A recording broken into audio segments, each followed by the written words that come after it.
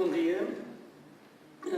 Queria cumprimentar a assistência, os meus colegas de mesa e a organização do evento, felicitar a organização pela sua organização e quero também agradecer, portanto, o convite que foi dirigido pelo engenheiro Luís Caixa à TFERCIT para participar e contribuir para este evento que muito nos honra. Eu vou centrar a apresentação na questão ferroviária, que eu creio que é fundamental neste processo todo, e vou reforçar algumas das coisas que o professor Valente de Oliveira já referiu.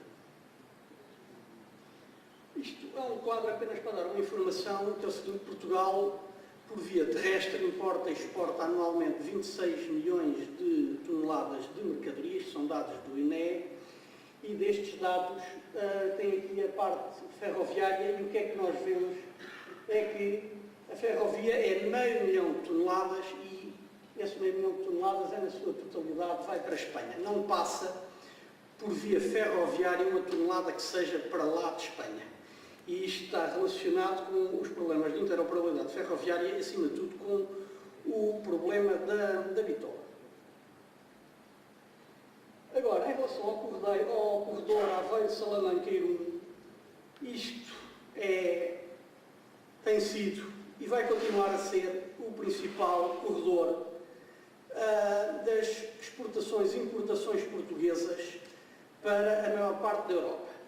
Para a Espanha, o que temos aqui são, digamos, o número de tráfego médio de veículos pesados nas fronteiras portuguesas. Temos aqui Vilar Formoso, é a maior de todas, e é aqui que passa a imensa maioria do tráfego de mercadorias que se dirige para lá dos Pirineus. Das outras fronteiras, a mais relevante é a de Valença do Minho.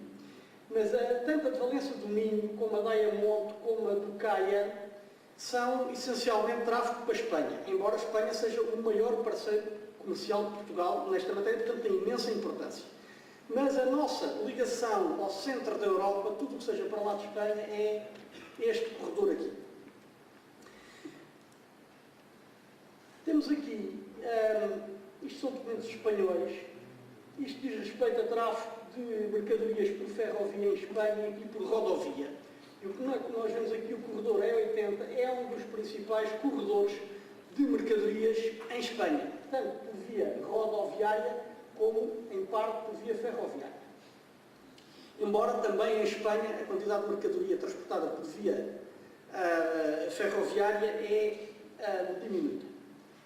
E, portanto, dos principais corredores, ferroviários que foram, digamos, acordados com Espanha na Cimeira da Figueira da Foz, digamos, na minha opinião, digamos, toda a discussão sobre esta matéria tem tido as prioridades erradas. O governo português, ou os governos portugueses até esta data, tinham como prioridade o transporte de passageiros, quando o transporte de mercadorias é muito mais importante para a economia. Não quer dizer que desprezemos o transporte de passageiros, não quer dizer que desprezemos a alta velocidade, mas temos que saber onde é que estão as prioridades. Isso para os passageiros, a prioridade poderia ser, a nível internacional, as ligações a Madrid e as ligações à Galiza. Para os passageiros, para as mercadorias, a prioridade é este corredor. Este corredor liga-nos ao norte de Espanha, liga-nos a todo o resto da Europa e não é um corredor para servir o Porto de Aveiro, nem é um corredor para servir apenas o norte de Portugal. É um corredor para servir Portugal inteiro de alto a baixo. Porque se um dia tivermos estes dois corredores construídos, provavelmente o corredor mais competitivo para levar as nossas mercadorias para o centro da Europa, mesmo vindo de Sines, poderá ser por aqui. Provavelmente será por aqui, isto tem mais que se diga, não estou a dizer que será exatamente assim, mas provavelmente será. Do ponto de vista das mercadorias, esta linha tem mais interesse para chegar a Madrid e outras zonas de Espanha. Portanto, o interesse global, a linha mais importante de todas para Portugal, na minha opinião, é claramente esta. E eu sou do Sul, sou de Lisboa, a minha família é do Sul, mas isto é um problema de interesse nacional, não é um problema de interesse de Aveiro, nem de interesse do Norte, é do interesse de Portugal. E é isto que justifica a construção desta linha. Eu devo chamar a atenção que isto é caro, que isto é uma zona montanhosa e esta linha vai ser cara. Mas devia ter sido desde sempre a primeira prioridade do governo português. E não foi, era a última. E é preciso mudar estas prioridades. Portanto, este corredor, como eu disse, eu acho que é o mais importante para a economia portuguesa. é também importante para todo o norte de Espanha. E a ligação, agora apenas a parte oeste do corredor, a ligação Aveiro-Salamanca, é também importante para as regiões espanholas vizinhas de Portugal, a Galiza e Leão e Castela. A Galiza pode parecer mais estranho, mas quem disse isto preto no branco foi o Conselheiro dos Transportes da Galiza. Porque as ligações da Galiza para mercadorias para o interior de Espanha são todas de má qualidade. Já vou a isso com mais detalhe. E se Portugal construir uma linha uma linha competitiva, fazendo uma linha de raiz, é muito mais fácil fazer uma linha competitiva, a Galiza provavelmente terá interesse em dispor das duas ligações, nem que seja para conseguir baixar os preços das duas. E um aspecto importante, eu vou falar essencialmente de ferrovia, isto não é nenhum desprezo pela via marítima, porque a maior parte das nossas exportações são por via marítima. Portanto, o professor Valente de Oliveira já falou desta questão, mas digamos, as empresas para se instalarem numa dada região, para investirem nesta região, não estou a falar do norte de Portugal em geral, mas qualquer outra, têm interesse em ter acesso tanto à via terrestre como à via marítima. E se uma delas for muito fraca, isso é um fator de falta de competitividade de uma região e nos incentiva ao investimento.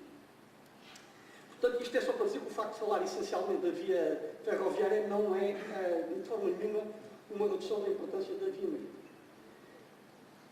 Temos aqui um documento, uns quadros que eu tirei também de uma publicação do governo espanhol, que nos mostra o seguinte: a distribuição do tráfego de mercadorias entre a Península Ibérica e o resto da Europa, incluindo França.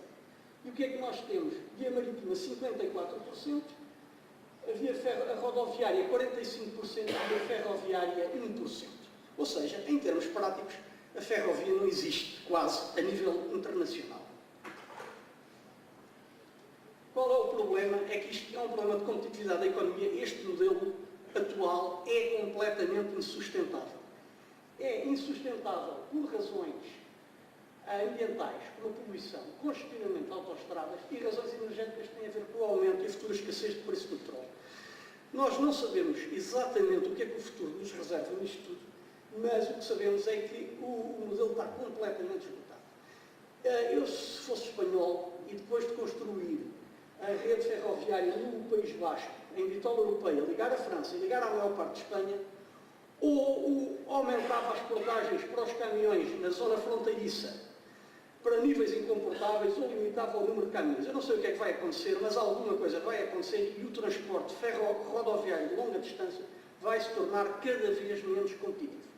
E não há nada que os operadores rodoviários, ou seja lá quem for, possa fazer para evitar isto.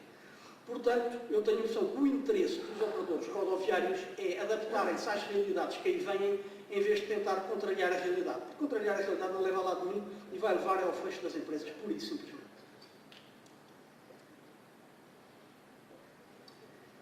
Portanto, o que é que temos que fazer? É importantíssimo melhorar a competitividade do transporte ferroviário de mercadorias, não pelo transporte ferroviário em si. O transporte ferroviário não existe para servir a si próprio, existe para servir os agentes económicos e as populações. E, portanto, o que está em causa é a competitividade da economia portuguesa como um todo. Em particular, digamos, neste caso do corredor Aveiro-Salamanca, da zona norte de Portugal. No caso do corredor E80 até França, é a competitividade da economia portuguesa e de todas as regiões do norte de Espanha. Portanto, é um problema da competitividade e eu diria que caso Portugal, quase isto não se faça, portanto, esta melhoria da competitividade do transporte ferroviário, a região norte de Portugal perderá qualquer capacidade de atração de investimento e as empresas que cá estão tenderão a focalizar-se.